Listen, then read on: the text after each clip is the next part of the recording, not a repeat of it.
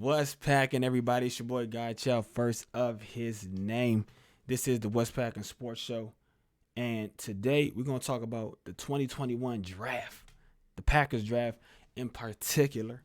But before we get into that, I just want to say thank you to everybody who supported me thus far and has watched my videos and followed me on all my social medias and looks at my Twitch streams. I really do appreciate it. And if you haven't done so yet, you can please subscribe to the YouTube. Subscribe to the YouTube channel. Let me take a sip.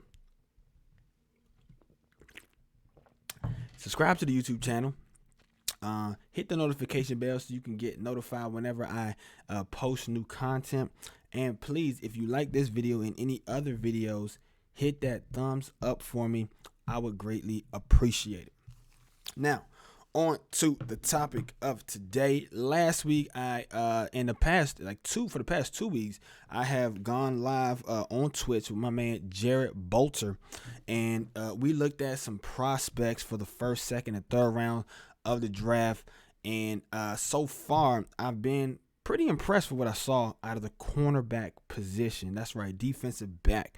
And I think the defensive back position should be and will be a priority for the Packers coming up in this draft, or maybe possibly even in free agency. There are a couple of guys who are out there in those streets, like my man Richard Sherman, future Hall of Famer, Patrick Peterson, potentially a future Hall of Famer. Both of those dudes, one more of a man cover, the other more of a zone cornerback. We have to see how Joe Barry, new defensive coordinator for the Packers, will want to play it. But if they want to go with some fresh young talent, there are two dudes that I looked at, I previewed last week. Jaycee Horn, cornerback out of South Carolina, and Asante Samuels Jr. out of Florida State. And man, both of these dudes were actually really impressive on film wise when I looked at their highlight tape from the last year, or maybe their career highlight tapes. But the one thing that stood out to me about Jaycee Horn is he played in the SEC, and he actually matched up against some of the better receivers in the college football world that are going to be playing on Sundays, and he held his own. He's very physical. He has ideal size. He's like 6'1", 6'2", like 200 plus pounds. He seems like he's fluid. He has good ball skills. He's physical at the point of attack. Now, on the other side, Asante Samuels Jr., you may remember that name. His daddy, Asante Samuels, I want to say played for the Eagles and possibly even the Patriots, if I'm correct. And he played at Florida State. And this guy, man, he also was impressive because he seemed like a really fluid athlete, and like he was also pretty physical. He kind of reminded me of a little bit of a Jair Alexander, honestly. Similar build, similar play style. I saw him a lot of the times getting up, playing at the line of scrimmage, being physical at the point of attack, like not just in the passing game, but in the running game as well. So those are two cornerbacks that I think the Packers could look at. They both, had some turnovers. They showcased some playmaking ability. And if I was Green Bay general manager Brian Gutekunst, those are two guys who I'd be looking at. Now, my guest, Jared Bolter, he said that he had those guys.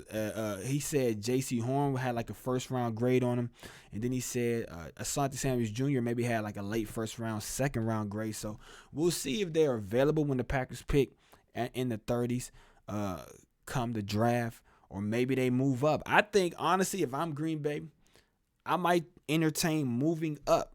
Now, in the past with Ted Thompson, a lot of movement wasn't necessary the norm. He did do it, but he wasn't really favored to it.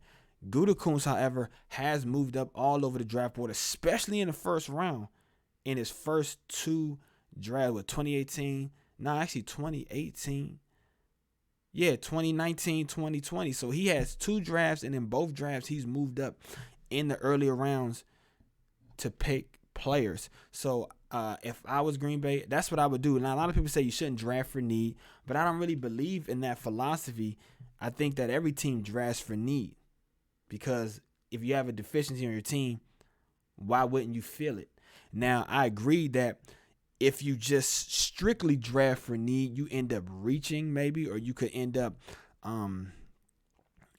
overvaluing a guy, or you might end up becoming desperate and taking somebody that doesn't really fit. Now, I'm not saying you just draft a cornerback or you draft a position because that's the position you need. That's the position you need, and there's not a player that doesn't like fit your criteria or check all your boxes or isn't a good player. You know what I'm saying? You don't just do that just because, but of course you have to draft for need. So the draft and develop philosophy, it is heavily predicated on best player available, but at the same time, it's also predicated on drafting for need, man. Come on, baby. Like, but that's everybody. Every team does that. So those are two guys I like. Let me know what you think in the comments below. Do you think the Packers will prioritize cornerback in this draft? Do you like J.C. Horn or Asante Samuels Jr. or other players at the cornerback position that you think the Packers might have their eye on, or that you have your eye on? All right, man. It's your boy Godchild. This is What's Packers Sports Show. As always, we like to end the show by saying go Pack go, and remember, the Bears still suck. Until next time, peace.